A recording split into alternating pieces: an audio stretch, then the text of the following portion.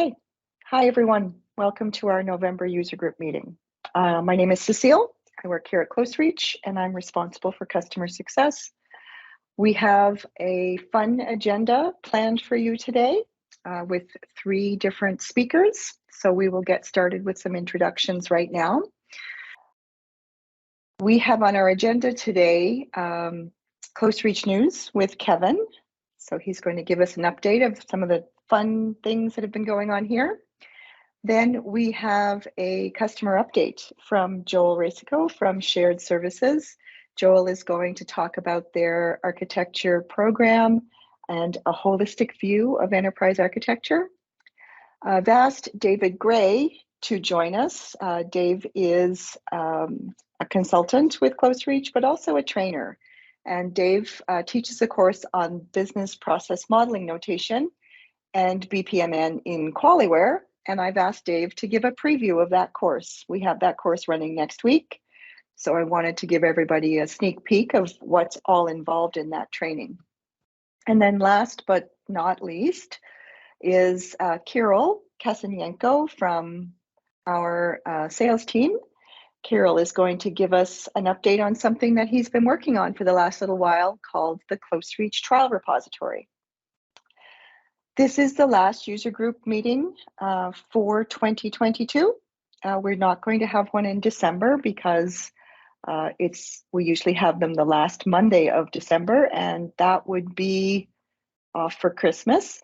So this will be our last user group meeting, and we will rejoin in the end of January. The last Monday in January will be the first one for 2023.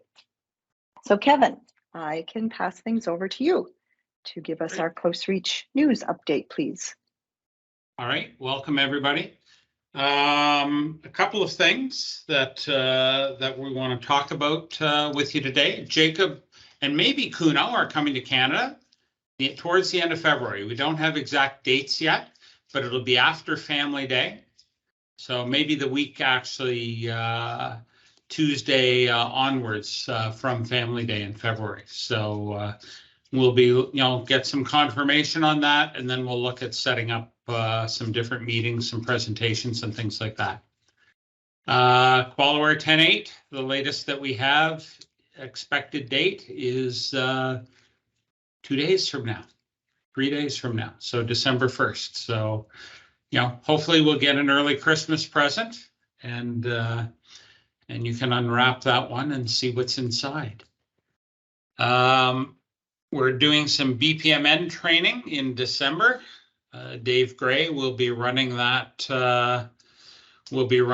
Training. It will be in-person training in our offices here.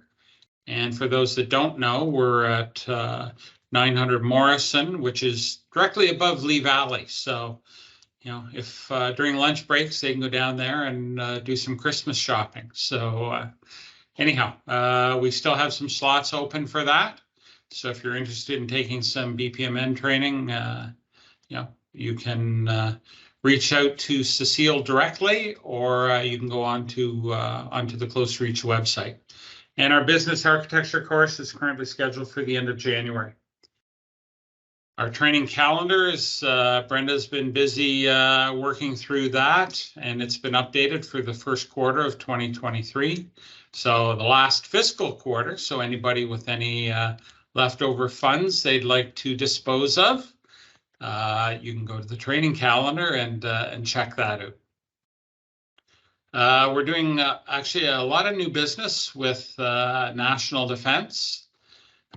Just to let some people know, we actually have, we're supplementing internal resources in an architecture support group in the DIME group.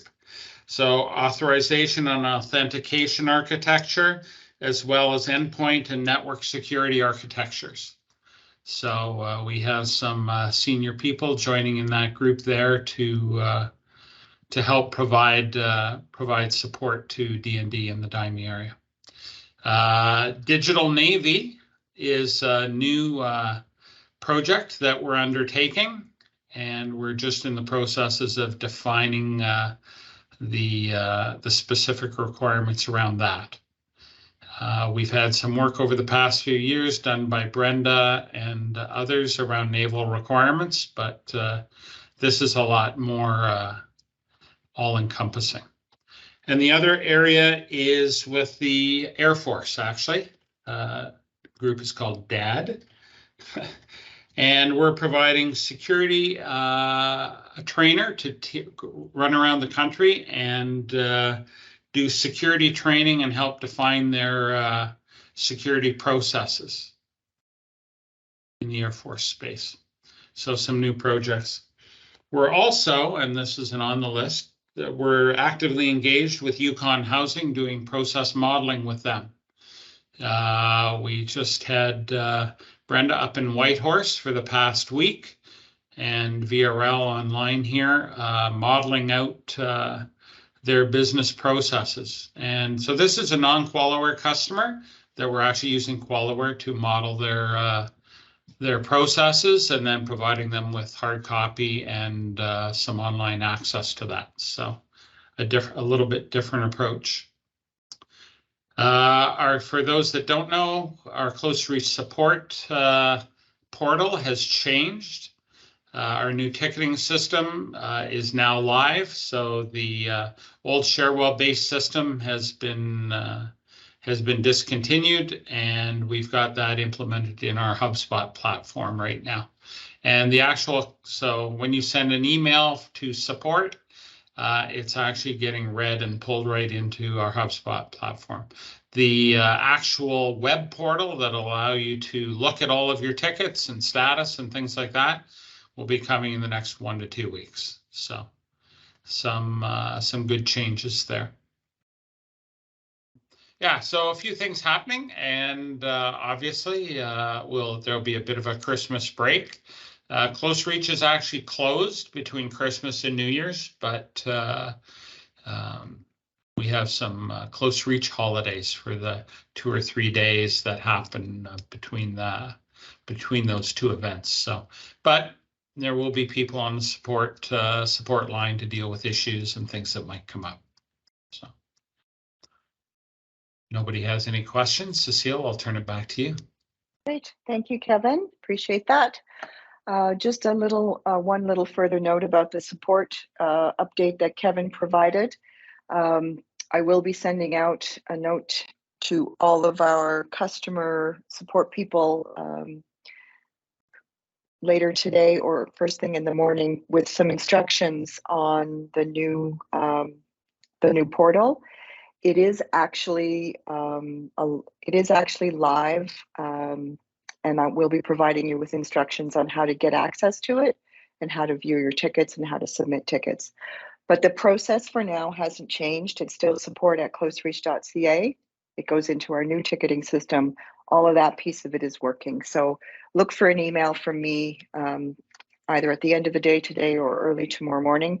And if you have any questions, feel free to reach out to me and let me know.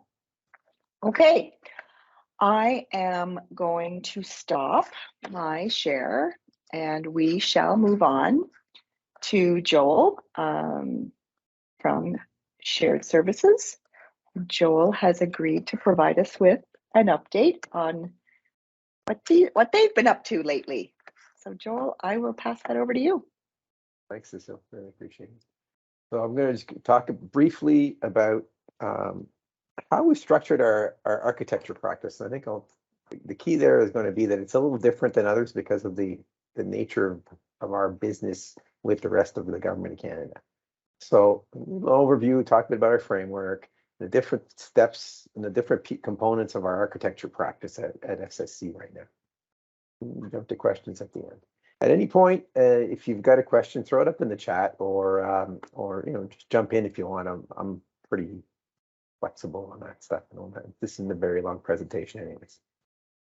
So, what does our architecture practice look like at SSC? So, I'll start by qualifying it and saying that the focus that I'm going to talk about today is the external-facing EA practice at SSC, which is there to support our partners and client departments. And I say partners and clients, and I distinguish between those two. Partners are those that we're part of the original ordering council that created SSC, and the clients are those other departments and agencies that were not part of the ordering council, but who you consume our services on a regular basis. So our practice is made up of framework and methodology standards, an assessment process, a support to solution architecture, repository and tools, governance, and development of architects. It's an all-encompassing practice that touches every aspect of architecture in order to build up a solid architecture practice.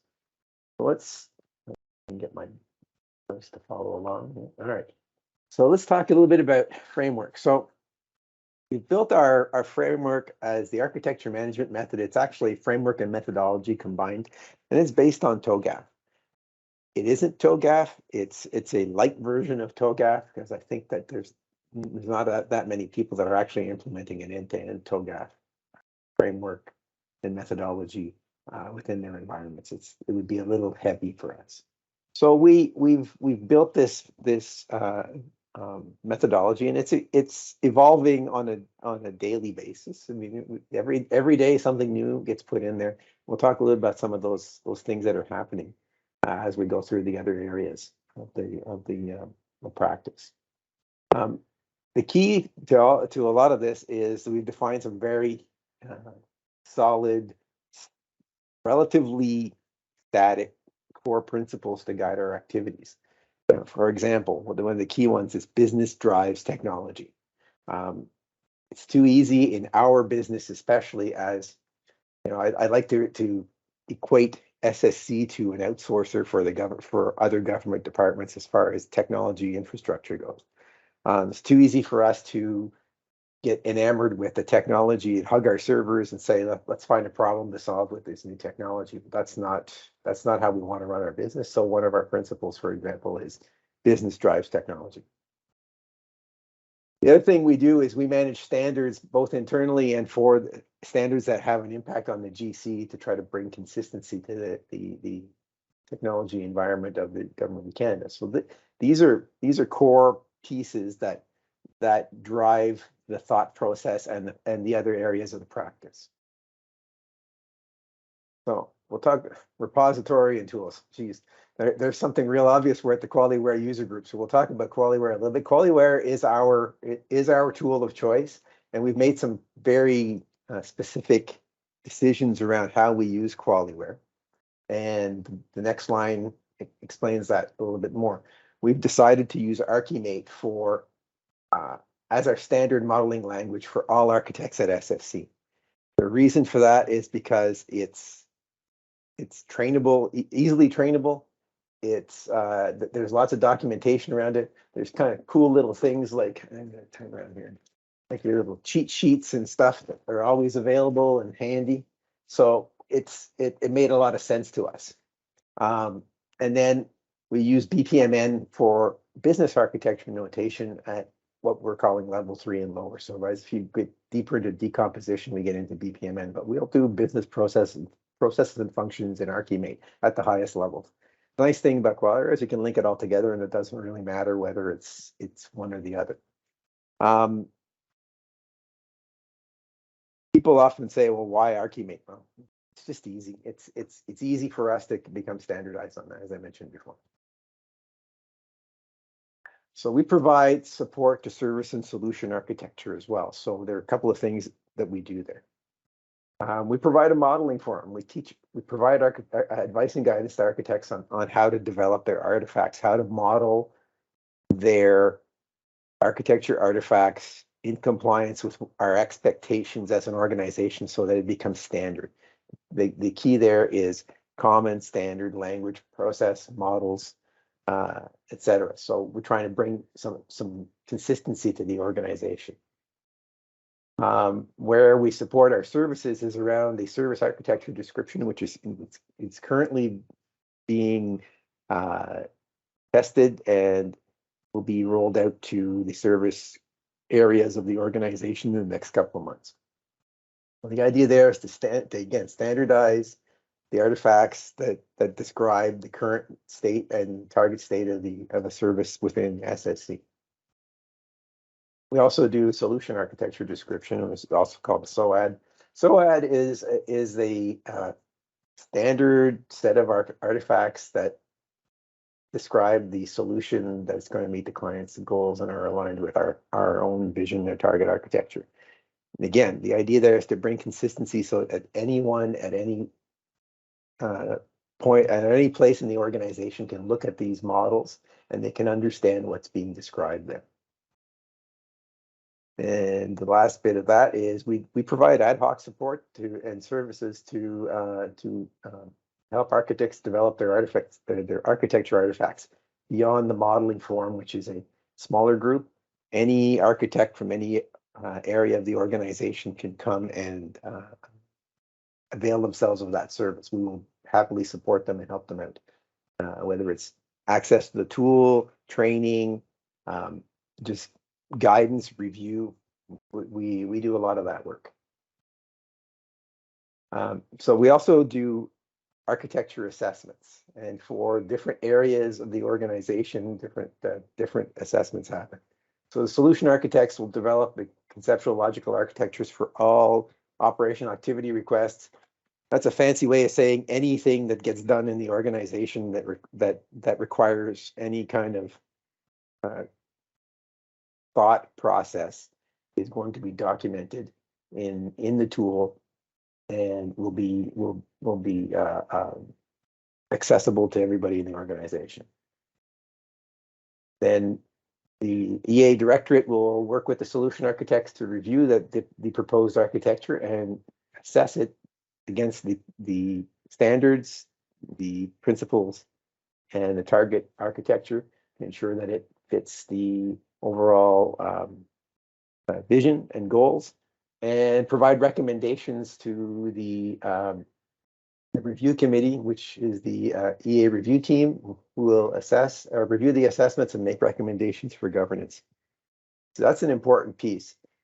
This team seems like it's a level 3 governance team, and you wouldn't think that they'd have that much influence, but in fact they don't often, but they can completely stop something if it makes no sense or if it's not done properly.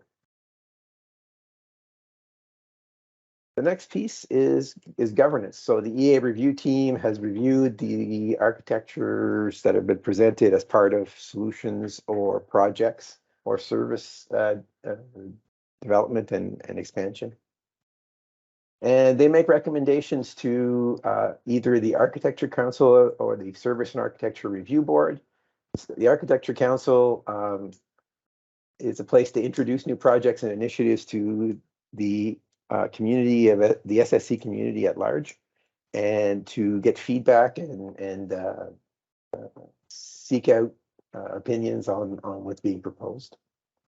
The Service and Architecture Review Board, as its name implies, reviews and endorses architecture for projects, for services, and for operational activities. And they are the final word on go, no go. There is an appeal process around that, but it's not an easy process to get past the go, no go on these things.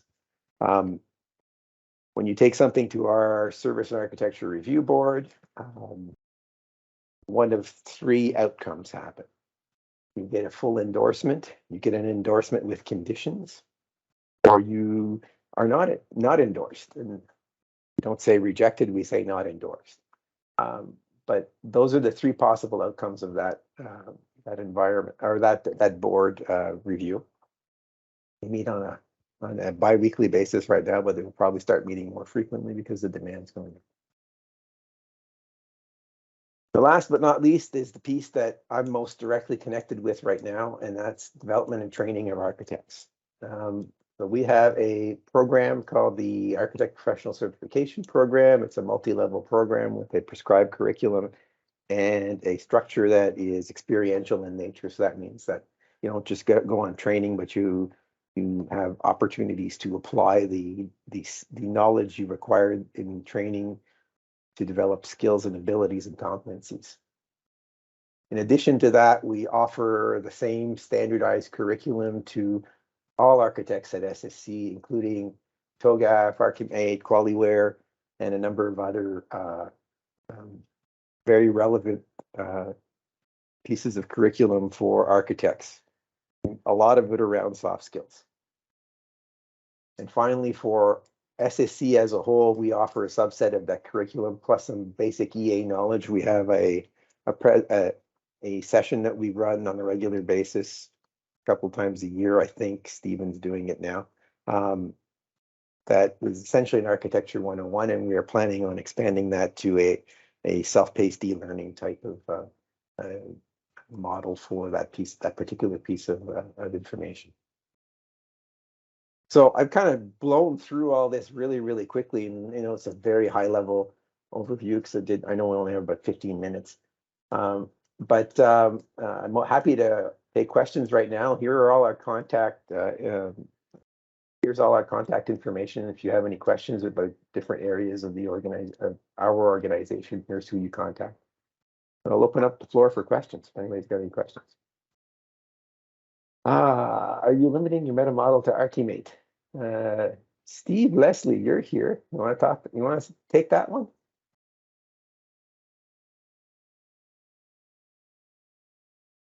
Hey Joel.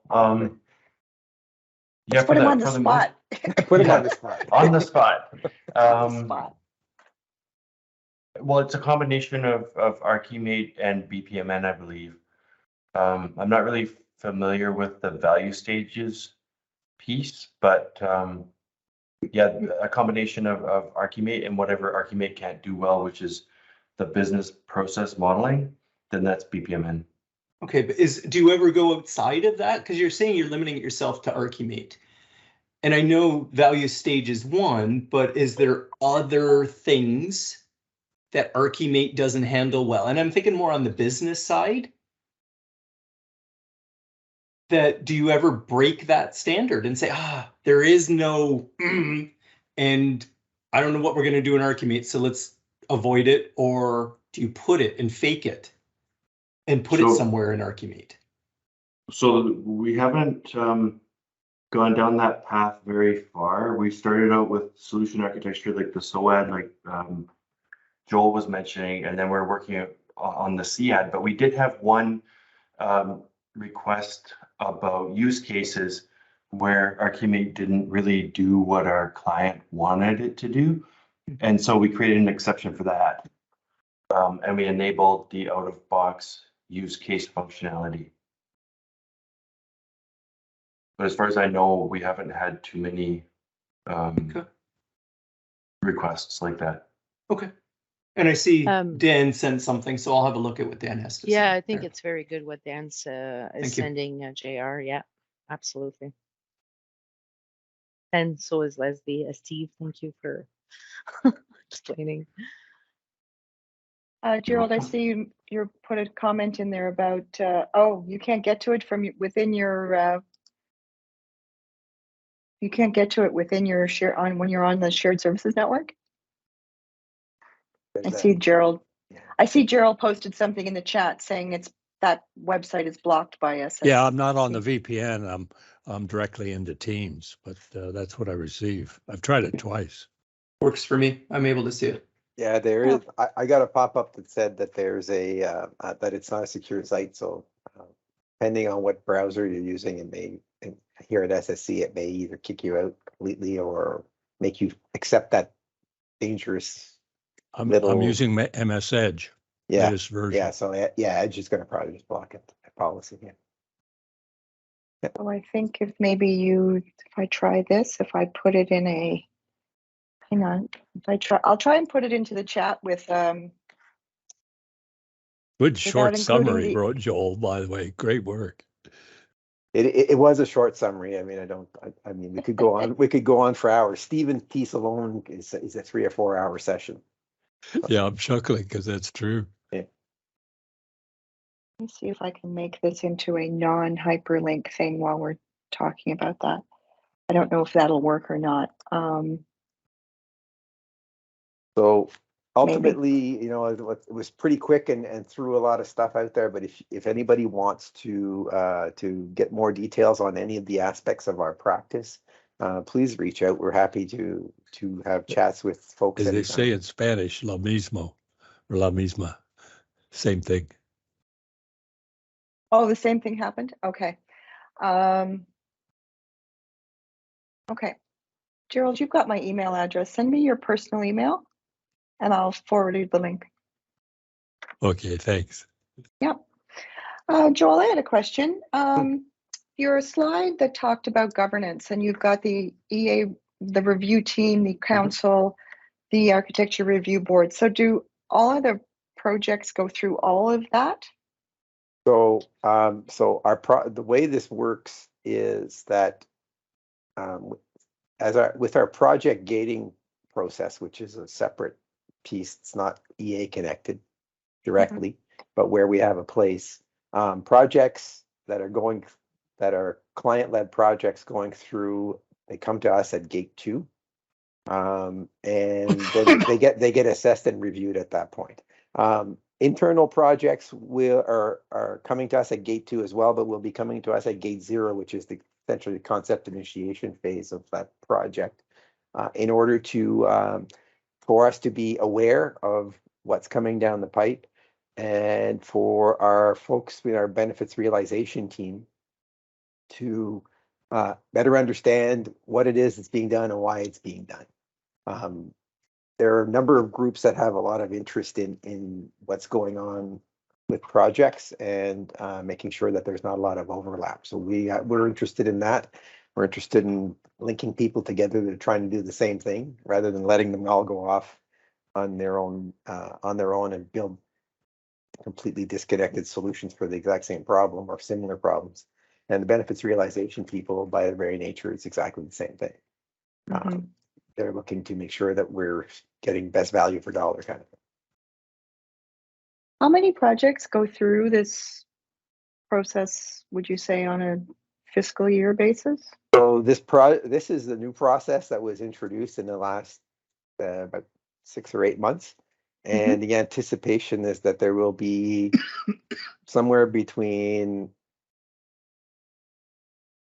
60 and 80 major projects a year that will come through this, as well as a bunch of operational activities, which are outside the project realm.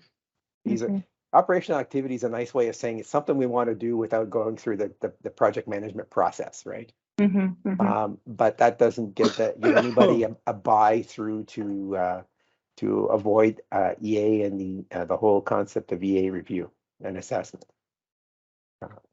Bit of a shock for some folks, though. Yeah, I would imagine that there's some concern about it not becoming like it not taking too long to go through that process too, right? Yeah, so the process as it's defined today has an SLA of 9 days from the time it hits the inbox to the time it hits that it's ready for review at SARB.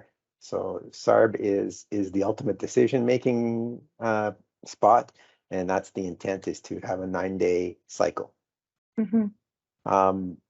Right now, that's in the process of being implemented as we speak, and the first ones are going through next Monday.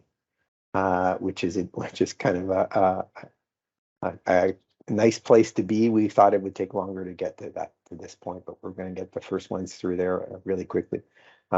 What's interesting is that the project management folks have been told they don't have a choice. They've been told by their senior leadership that if you haven't spoken to the EA people when you come for your whichever gate you are, if you're supposed to talk to them, don't bother coming, because you're going to just get turned around and probably smacked hard at the same time. Right. So, Excellent. Yeah. Cool. So that's a new thing for us. Okay. Dan popped a screen capture of the diagram into the chat. Dan, I don't know if you wanted to expand on that at all. Or not. You don't have to. I'm not putting you on the spot. No, that's just the excerpt from the website that I sent. So it's just a mapping of the BizBock meta model to the Archimate meta model. So some of the questions that JR was asking about from like a value stage, kind of just maps to what they're suggesting you would use in the Archimate meta model. So we're doing that same kind of exercise on our business architecture practice and using Archimate and then mapping it or enabling it through QualiWare. So we're having those discussions right now as we go about that. Great, thank you, Dan. Okay, thank you, Hang on a Joel. second, Cecile. Yeah. Sorry, this is Steve Hayward at CBSA. Hello, Just Steve one Hayward. thing is in our experience, and it's for those of you that are sort of in the process of your meta model, a lot of the current meta models don't deal with the concept of a business service very well. And if you're dealing with Treasury Board, it's a very important concept from Treasury Board reporting. So I'd suggest that, if you're just putting your meta model together, don't overlook the, in this particular one here, I'm looking at from there, they have the concept of product. I would suggest from a government agency perspective, service is more applicable, and it's going to help you align your Treasury Board reporting much easier. Okay, thank you. Thanks for jumping in, Steve. Appreciate it. Steve is at CBSA if anybody wants to reach out to him and ask questions. Joel, thank you very much. This has been recorded, of course, so if you have questions about the last slide that had all the contact information in it, you can view it on the recording, or you can reach out to Joel or to me, and we can pass those contacts along as well. Thank you so much. I'll send you the latest version of the deck, Cecile, but I think it's got the same contacts as the last time. Okay, perfect, great. Thank you. Thanks. Thanks very much. I appreciate that. Okay, let me share my screen. Bear with me for a moment while I do that. And I'm going to invite my colleague, Mr. David Gray, to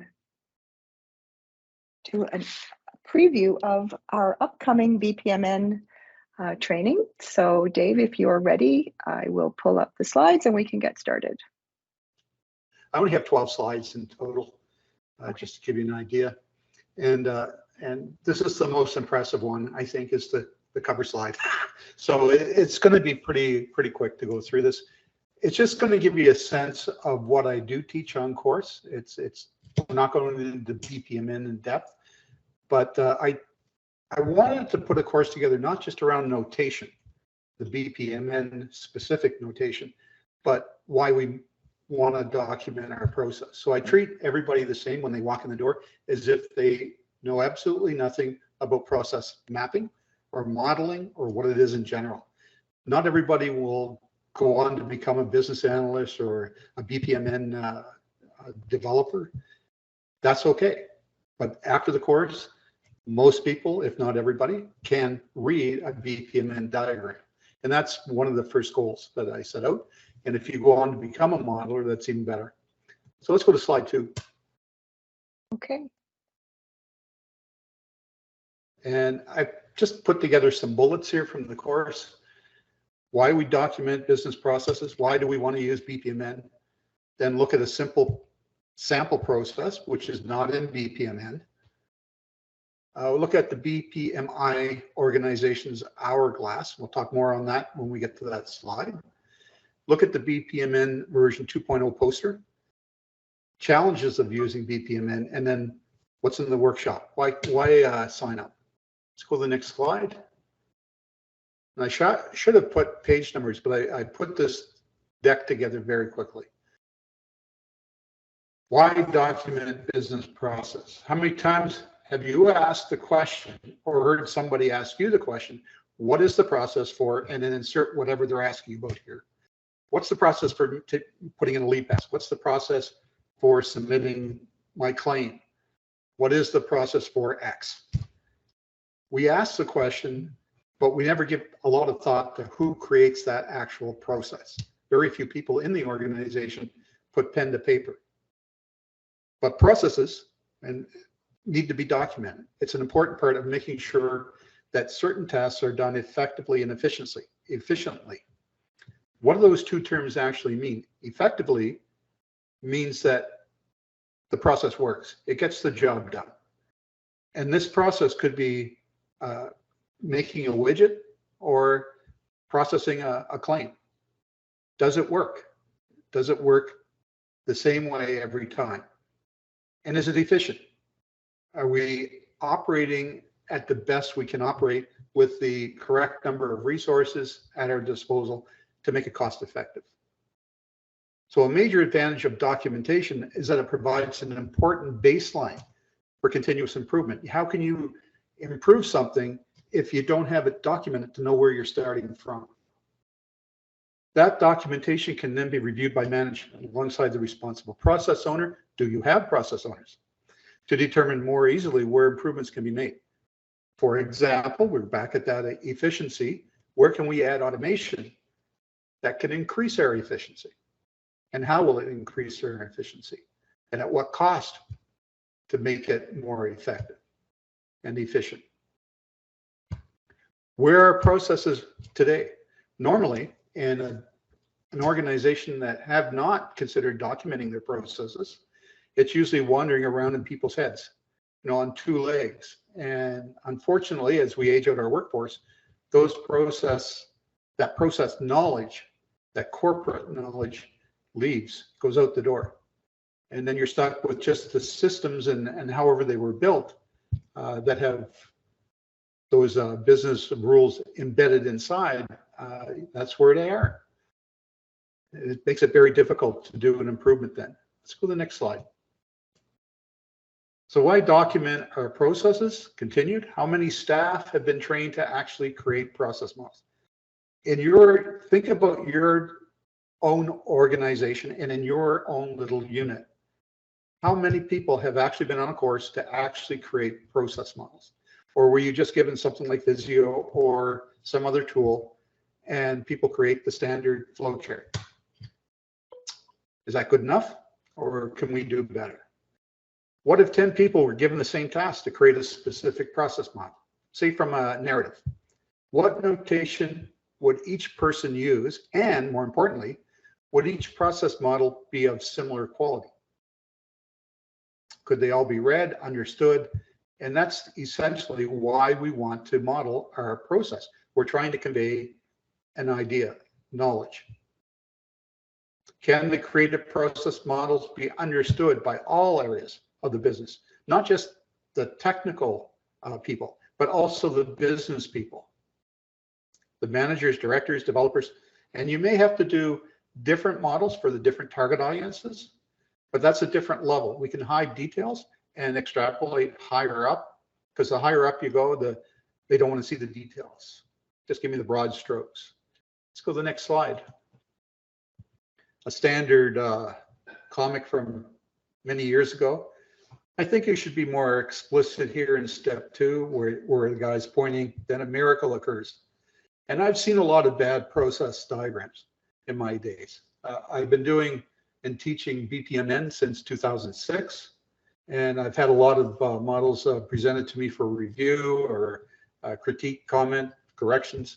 And there's a lot out there. But they should always provoke thought. That's the number one thing. That's what you're trying to communicate when you document your process, so that when you give it to somebody else to look at, do they understand it? Promote that understanding with your participants of who has to participate within the process and perform some of the activities.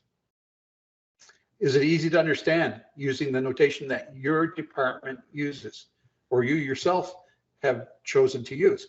I remember one time I was into a department talking with a DG that had just finished doing a process modeling exercise, brought in a third party to do it. And he was very proud of his models and showed me some. I looked at the diagrams and I looked back at them and I said, correct me if I'm wrong, but isn't this a proprietary notation? And that's when they hung their head and said, yes, unfortunately. And I said, so that means that only this company can come back in and modify these diagrams? And he said, yes, to that. So that's telling, and you got to be careful of getting caught up in that. So who else uses your notation that you're picking? Is it proprietary or is it non-proprietary? Let's go to the next slide. So why do we want to use BPMN? Well, one of the most significant benefits of BPMN lies in its ability to produce flowcharts that are as simple or as complex as needed. Now, simple or as complex as needed. It doesn't mean that we're trying to use every shape or object in BPMN toolbox to make a very complex diagram. No, we want to reach in and grab the right tool or object when we need that object for its behavior, how it adds content to the process diagram, because we're describing a specific behavior at a specific point in the process. That makes it easy for business stakeholders at all levels, technical or non-technical, once they understand the notation, that can understand that process map that you've created. In a 2016 survey, 64% of businesses are interested in adopting BPMN to simplify their business process. Think about that, 64%. On a notation that was only released into the public domain in 2005. So this is an amazing uptake in businesses being interested in adopting a standard notation across the board. It also makes it easier for businesses to communicate with each other when you're both using the same notation. The goal is simply, for most companies, save money by reducing costs, that efficiency again, and improving productivity, the effectiveness of the process. Now we can go ahead. Started to try to anticipate you there, Dave. Sorry about that. That's okay. So here's that simple process that I was mentioning before. It's not in BPMN, it's more of a visual, but it's what I do on course. So go to work process. It has limited use, question mark. We'll come back to that. But look at this. It's something we can all identify with, our get up and go process. What triggers you to get out of bed in the morning? And we only want to map the process from the time that you wake up to the time that you arrive at work at your desk ready to work. And there's a few procedures, high-level activities here, like shower, getting dressed. We see where work instructions, user guides, how they all play or can play or could play a role within the process. Do we look at them all the time? No, because once we read them, we sort of, if we read them, we tend to put them on the shelf and they collect dust. But at least this process is what we do in the morning. At least I would hope some of us do. Now, we may not drive to work. Maybe that's swapped out with take a bus or walk or take a bike. This is where it's limited use. This get up and go process is for you, individual. We can't apply it to everybody across the board. However, if we were to extract the simple activities to a high enough level, we could see we all follow more or less the same routine. And in terms of the high level activity, shower, getting dressed, make breakfast. Now, you may do things in different orders. You may make your breakfast, then go have a shower and get dressed, but you wouldn't get dressed, then have a shower, and you see the point? So the high level stuff is about putting the activities in the right order that makes sense to you in this case. And this is just an icebreaker. Let's go to the next slide. The BPMI hourglass is interesting in terms of where BPMN and BEPL, business process execution language, sort of fit into the mix. And we have our business analysts at the top and software engineers at the bottom. And that is because when BPMN first came out, it was led by Dr. Stephen White, whom I've met, and he's given me an autograph on his book that I bought. So at the side, he liked what he saw I was doing up here. And the whole purpose around BPMN was to bridge this gap between the business side and the developers of the engineering side. That was key. And that means that every shape, every object in BPMN has BEPL structure underneath it. So it can be exported, the diagram itself can be exported to a BEPL format, all right, to be used in a workflow engine. And I don't know if anybody's using Assist on their help desk, But Assist uses BPMN to diagram visually their flow, their workflows, and that's what runs it through Beppel. But the higher up we go in our model, the more abstract we become, and that's where we get into that the right view for the right target audience. So we can shift it down the stack here to get right into the software side, because it's not technology, not systems that we implement, it's processes.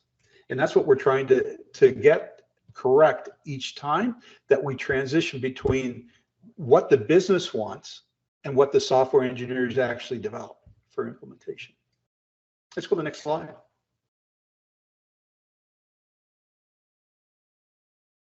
BPMN,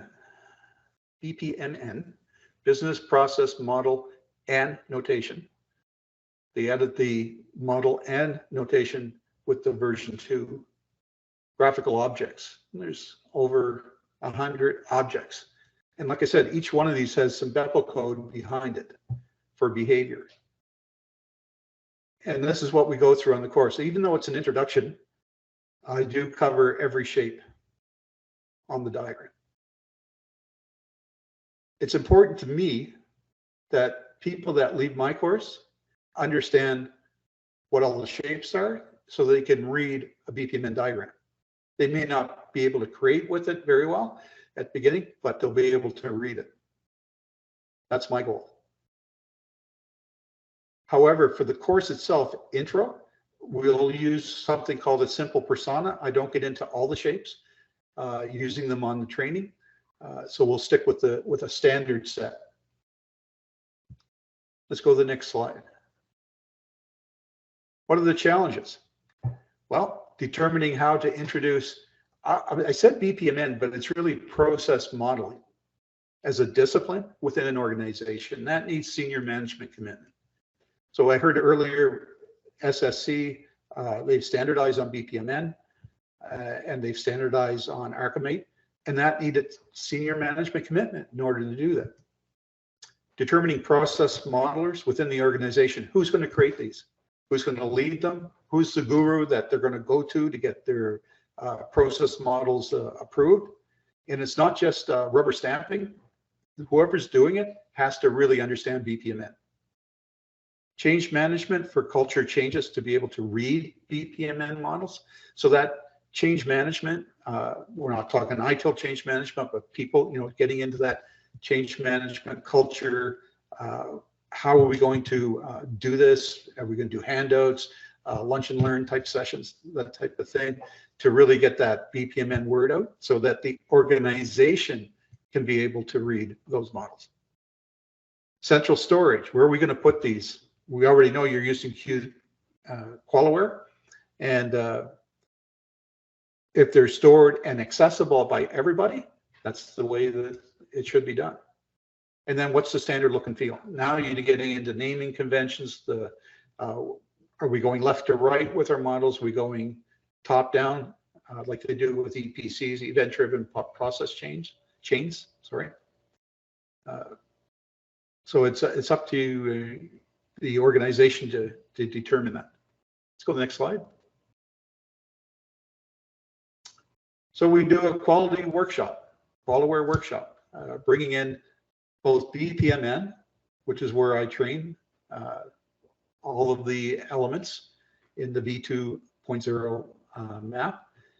And at the end of the course, we have the students have an opportunity to work with QualiWare, and they can either bring in their models from their office that they want to work on, or they could recreate some of the models that we work on in class. It's up to the student.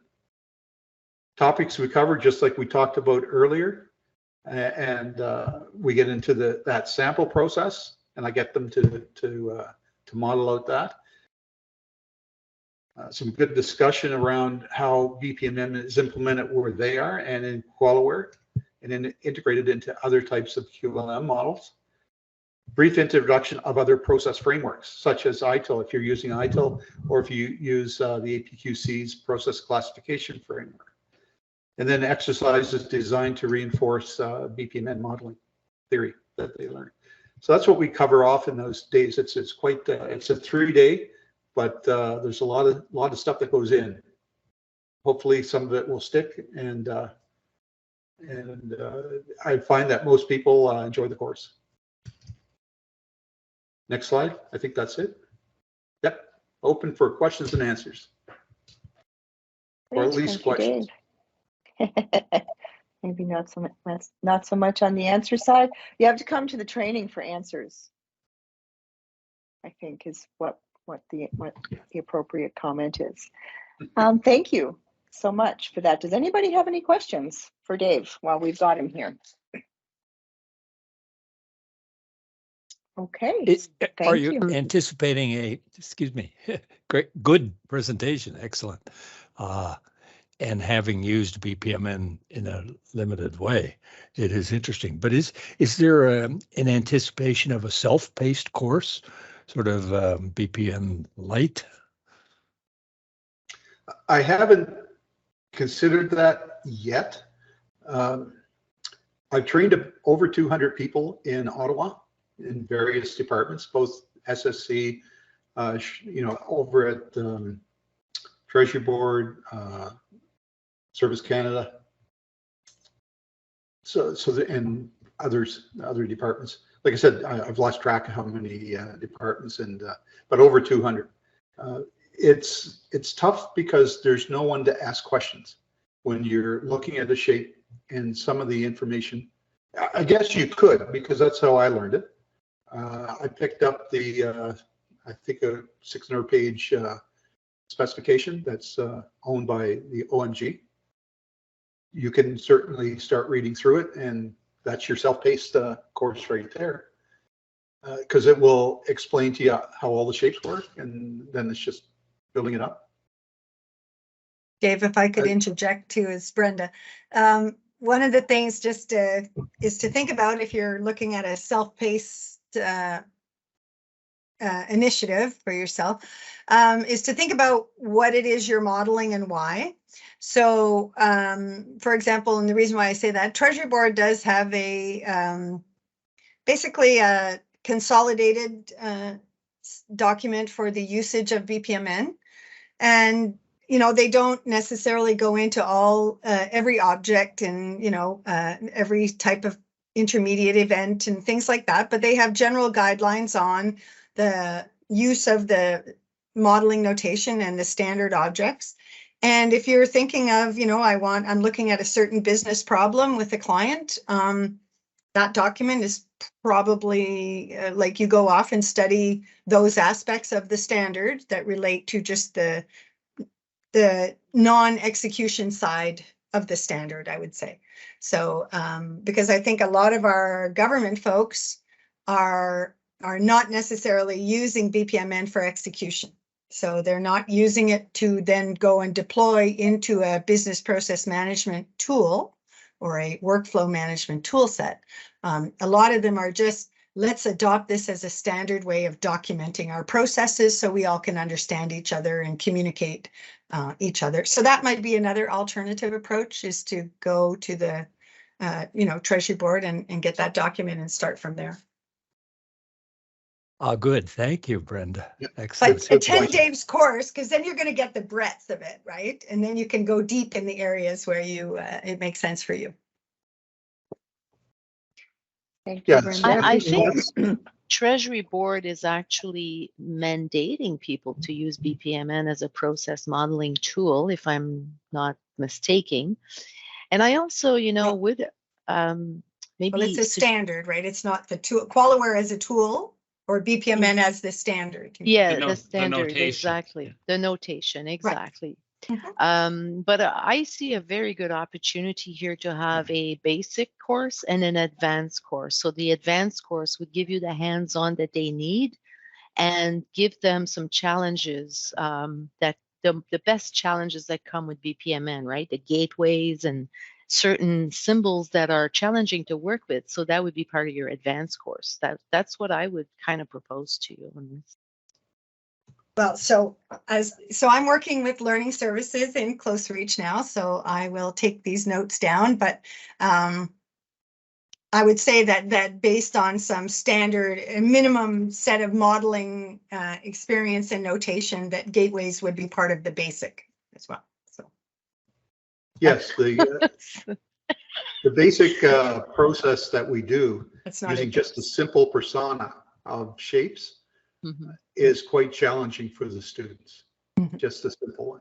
So yes, you're right. I could do an advanced course on the other shapes, adding more content. But it's challenging enough, the course that I do put on and the hands-on that I give them, because I would say there's at least 3/4 of a day, if not more, maybe a full day of hands-on that they're actually having to do stuff. It's not just me talking, it's them doing. This is a workshop, so I expect them to roll up their sleeve and actually get their hands That's dirty. perfect. Yep, the more hands-on, the better. Yeah, it's definitely Good the job. way to do it. And I like Dan's comment that it's definitely worth the investment for sure. Yeah. Is it And, a possibility to send, oh, okay, you guys are with CloseReach, right? So, I am, yeah. okay. No, never mind my question then. Sorry. I'm good. Thank you. And the cost will be going up in the new year. Just to let you know. Just to let you know. Yeah, so Thanks- Dave is thanks, a Dave. consultant, and Dan, who commented on the course, Dan is one of our clients at CRA. Is yeah, there I mean, anybody on the session right now that has taken my course? Yes, Long Steve time Hayward. ago. I'm due for a refresh. I mean, Years 200 is ago. great, but look at, there's 100,000 or 160,000 public servants just in the federal in I know, Ottawa. but not everybody needs BPMN, Gerald. No, but I mean, even 1% of those, or 1/10 No, of but 1%. again, if you're a software developer, you're not necessarily focusing on the business side of it. The programming skill set of developers, they don't necessarily want this type of tool set, right? Or notational understanding. When they get the design specification that's based on it, then yes, they need to understand it. But I'm not sure that's a fair comment. Like if you look at WebSphere developer in the upper right corner, you can change the persona of that tool to a business analyst or a developer, software engineer. And you can take a BPMN model that's developed by that business analyst, switch the persona, and continue to flesh it out by the developer to go into workflow. So it depends if somebody is actually looking at web services, Bethel, anything along that nature in their own environment, that might see this as advantageous to learn. So that's the only caveat. And I mentioned the course price because December will be the last time it's offered at the price that it's being offered at. So it's a chance to save some money if you're looking at that.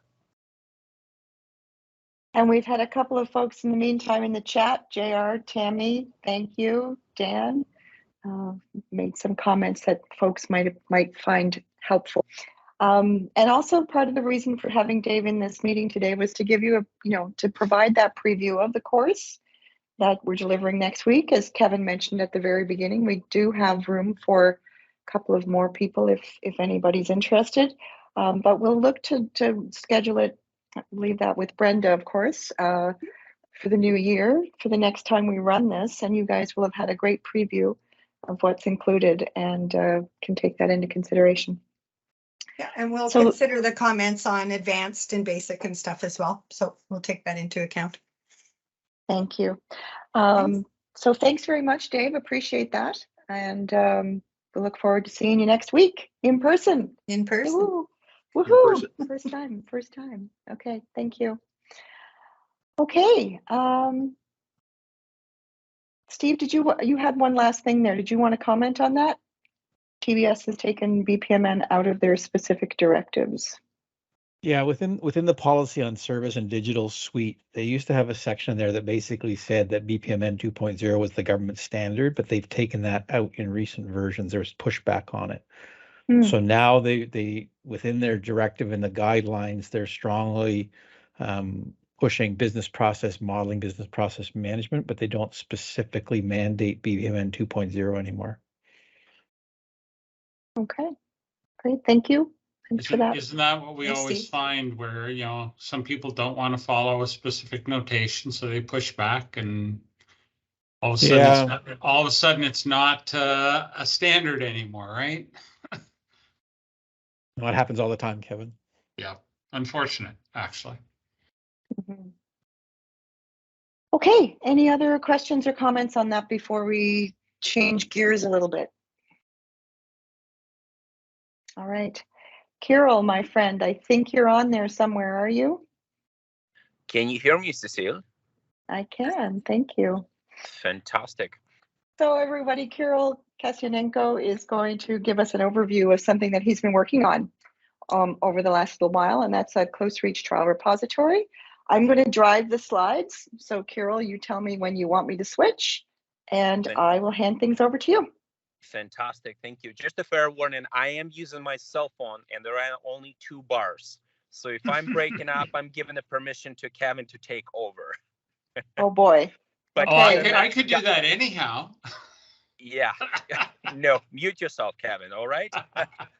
All right, so thank you for attending today's QualiWare user group meeting. So we are actually excited to launch something really exciting. It's a customer experience program that will definitely bring you guys a hands-on experience. So CloseReach is going to launch a 30-day QualiWare trial. This QualiWare trial will be in the CloseReach trial repository, which is going to be a space with a demo content designed by us for new users, existing users, users who would like to try out the tool, just to go ahead, you know, put on the helmet and give it a shot. So we are very excited on that point. Cecile, can you go to the next slide, please? And just a fair warning, this is a teaser. So I'm going to give you a little bit of a details, but we'll have a next session next month to go over the details of what it actually looks like. But why are we doing that? Well, first of all, we want our customers and potential customers to try out and test drive the tool. As you know, that QualiWare has over 700 templates, and it can be very complex. It can be very, very versatile.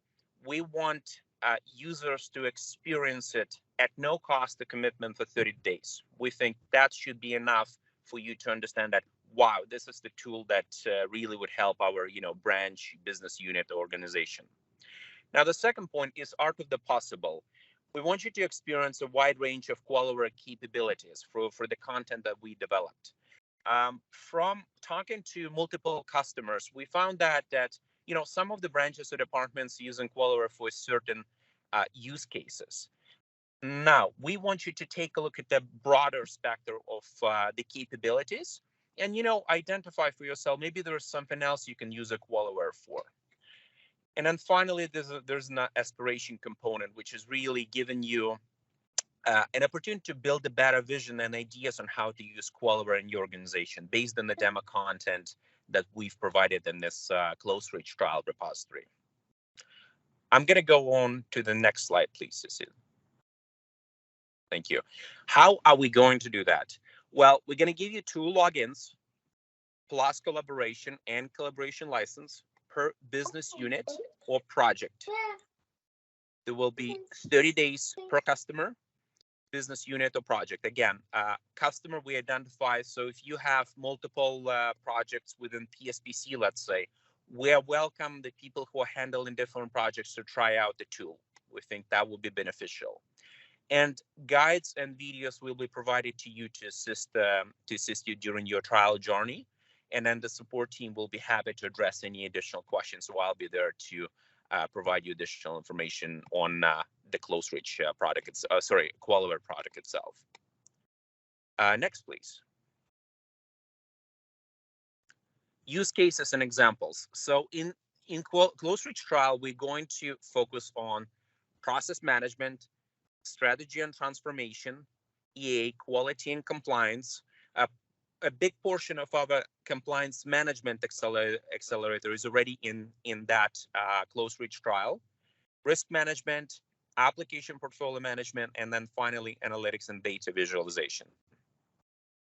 Next, please. This is an example of the dashboard of the CloseReach trial repository. You see that the number of dashboards are at the top. Those ones will be provided to you when you sign up for the trial. And then we provide you with the guides for every single dashboards for you to understand how to use this dashboard.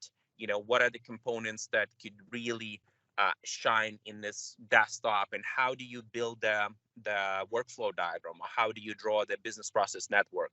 That all be described in the trial guide provided to you as part of the CloseReach trial. Next, please. Now, finally, the action. Well, as I told you, this is a teaser. So we invite you to attend the full demo. It's about an hour session on December 15th.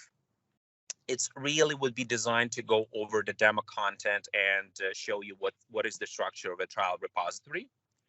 Then we invite you to also sign up for the trial. Both new and existing users are welcome. So if you do have a colleague or a friend who you know would take an advantage of trying out the QualiWare, he always wanted to do so but never found time, you know, to take a look at the hour and a half demo, this is an opportunity for him to go in and try out the tool for 30 days. And again, share this information with your colleagues who might be interested in QualiWare. Now, this would be the link where you would sign up for the trial and for the demo version on the December 15th.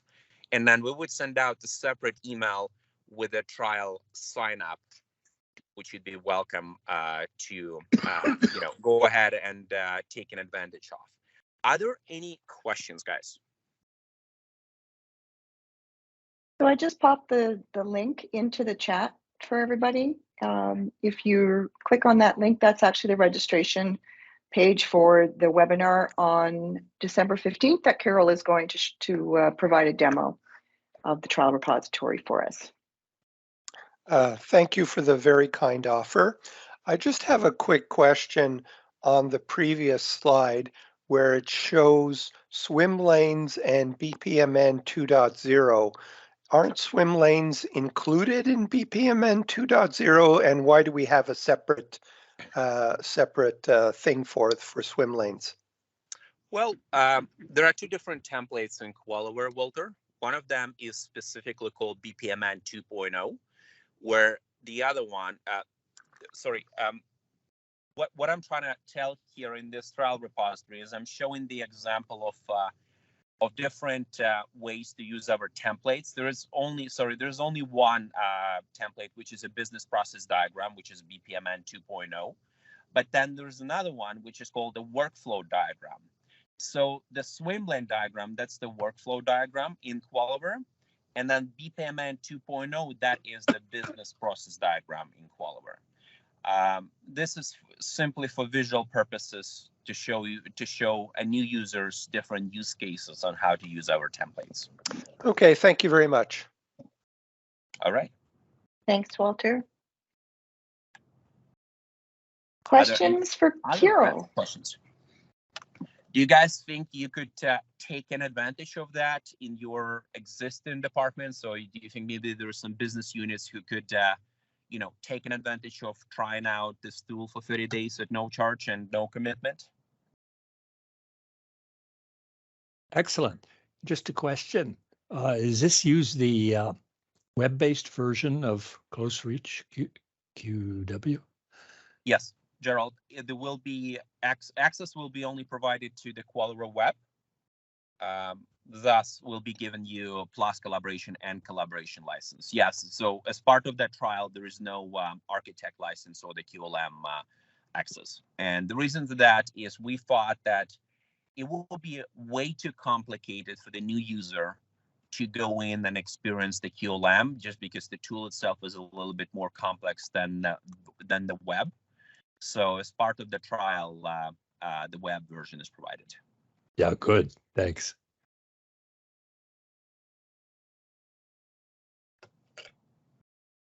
All right. Any other questions or comments, guys? Daniel has a hand up. Oh, Dan has his hand up. I didn't see that.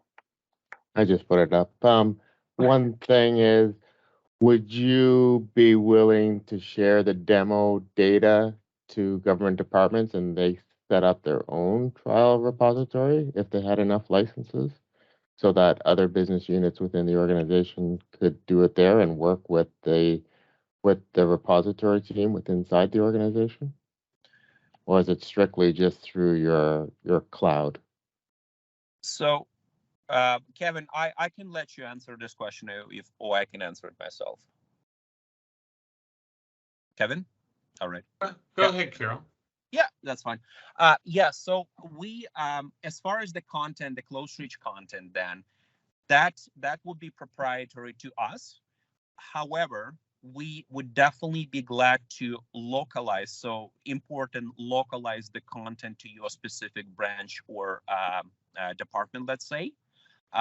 It would take us roughly 2 professional days of work to get that done. And the reason to that is because you have different meta models, right? Every single organization might have different meta model setup, QualiWare setup, and then some other components that might be proprietary to your branch. So that's the reason that we won't be able to share an original content, but we will be willing to share the localized content with you. So again, so Dan, yeah. Your meta model might have different things than we've put in the demo repository. We'd want to verify that, where there were any differences. The other thing is some of the videos and guides that we've produced. We'd want to be able to point out to you where some changes might be necessary, that kind of thing. So that's why we wouldn't say here's a copy, do with it what you want. We don't want to run into the problem where there's some issues between what we've produced and what your particular environment might be like. So we sort of sat there and said, what would it take for us to do a quick overview of that? And but yeah, well, that's something we can definitely discuss. Okay, so it's doable. We just might have to customize it a little bit and stuff. And, yep. Okay, yeah, no, that's the only thing. I just wanted to know if it was a clear-cut, dry answer, or whether there would be some negotiations we could work together to figure that out. We can definitely figure this out. Yep. Okay, perfect. Thanks very much. I mean, you might want to replace Kirill as the narrator on the videos. I mean, what's wrong with me, Kevin? Come on. Well, I was just gonna say, I think that's a bonus that it's not you, Kevin. Oh, burned. Yes, Dan. Guys, stop Dan, that. you're just one step closer to getting this content. I'm telling you. There you go. Actually, I have to say, Kirill has done a fantastic job of pulling this together. For those of you who've been with us for a long, long time, for how long we've asked for various demo content that we can more explicitly share with people. And so Kirill took it on as an internal initiative to pull all this together. So it's kudos to him. And I think that as a way for we get called in where we've got to already have an environment there and it's a new business group, and how can we show them some different kinds of content or use cases? This is a way to do that. So we think that it will prove useful for brand new departments, but also new areas or agencies or business units within an existing QualiWare environment where you may not have enough licenses to do that. I have a question, Kevin. So please go ahead. Thank you very much, by the way. This is fantastic. You pulled this together. So you're able to show the art of the possible within an hour and a half. This exercise on December 15th. Am I understanding this correctly? We're going to give you an overview of the demo repository so that you can make a decision about and work with us in terms of how you might want to market or sell this to other business groups within your department. Hey, come in and here's a way for you to see what we've been telling you about QualiWare. Okay. And are And you focused mostly on business process network here? Like I see when I So look at the dashboard. yeah, Carol. So a lot of components within the process management is focused on that, kind of a major templates that been used by our users, which is you got the workflow diagram, you got business process network, and then you got BPMN, business Mhm. process diagram. And then there's other dashboards at the top, as you can see, strategy, EA, quality and Okay. compliance. So there's a quite a chunk of the examples that we put together in order to make it, again, going back to the art of the possible, to give you the art of the possible. Okay. in the quality and compliance dashboard, for example, we're sharing some of the things that are part of our compliance management accelerator. In the strategy dashboard, there's different roadmaps, and so there is content in each of these dashboards for people Okay. to look at, and there is documentation talking about those different things. Yeah. So So every yeah. every dashboard has a guide. Every dashboard also, almost every dashboard has a video, and we also will be sharing with you guys an QualiWare overview video, which takes about 7 minutes. It highlights all of the major benefits of the CloseReach trial repository, but it is also an overview of the product itself. So the Got next time when you'll be going and trying to sell the tool or explain what the tool does, you just copy and paste the link, and the person be able to understand what this tool is capable of. Okay. So the way that I see this happening is I would definitely register myself, but I would also like to have 2 of my managers to register, and then we can decide who we would want to present this repository to the business, right? And so I'm asking if this will be available after December 15th as well. Well, December 15th is a demo only, and then when people want to sign up, we will provide a particular business unit with 2 types of logon. Okay. One is a straight collaboration license, one is a plus license. You're Got it. free to share that license with other people in your group. Mm-hmm. Okay. So we're not going to register every individual in a particular business unit. We're going to say, here are 2 licenses for your business unit.